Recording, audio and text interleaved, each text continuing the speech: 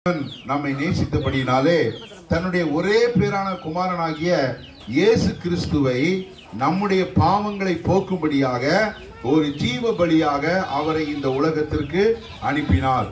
இயேசு கிறிஸ்து நம்மை போலவே இந்த உலகத்தில் மனிதனாக பிறந்து வளர்ந்து 33 வயதில் அவர் நம்முடைய பாவங்களுக்காக அவர் சிலுவையில் அடிக்கப்பட்டு அவருடைய இரத்தத்தை நமக்காக சிந்தி நீயும் நானும் தேவனுடைய பிள்ளைகளாக மாறும்படியாக ஆண்டவருடைய ரத்தம் இந்த பூமியிலே சிந்தப்பட்டது.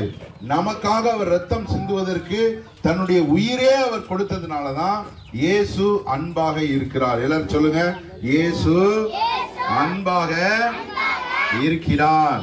இயேசு நமக்கு என்னெல்லாம் பண்றாரு அப்படின்னா, முதல்ல என்ன சொல்லுங்க எல்லாரும், இயேசு அன்பாகவே இருக்கிறார்.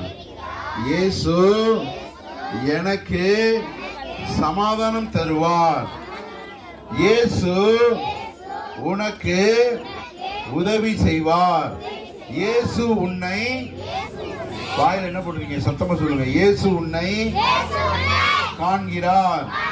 இயேசு உன்னை நேசிக்கிறார். இயேசு உன்னை ஆசீர்வதிப்பார். இயேசு உன்னை வாழ வைப்பார். இயேசு உன்னோடு இருப்பார். சரியா? ஆண்டவர் இயேசு கிறிஸ்து நமக்காக அவர் தன் உயிரே கொடுத்து நம்ம மேல வைத்திருக்கிற அன்பை தேவன் வெளிப்படுத்தினார்.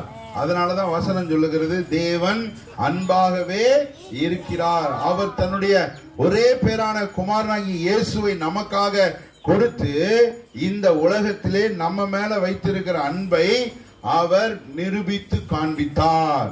எல்லாம் ஜோரா ஒரு கை தட்டு பார்க்கலாம். எல்லாம் ஜோரா கை தட்டுங்க. இயேசு